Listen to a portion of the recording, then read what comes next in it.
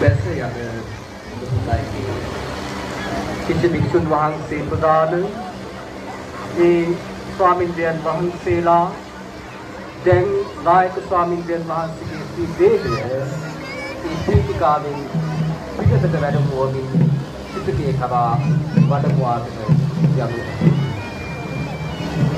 ගුණා පිළිවෙල ප්‍රාමයේ එකලු කළ ඒ යතිවර සඳ ආයි කවදානම් අපි දකින්නේ. බුදුහන්සේගේ රූපකාය අදින් අපේ දිය යනවා.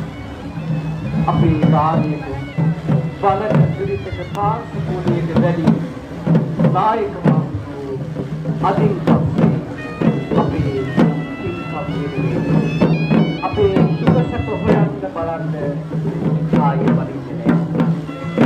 තමන්ගේ මුළු ජීවිතේම සසුන දෙවිවෙන් කැප කරමින් ගුණා පිළිවෙල නිරෝධාරාම මහා විහාරයේ එකලු කළ යතිවර සදායි අපේ කර්තව්‍යය.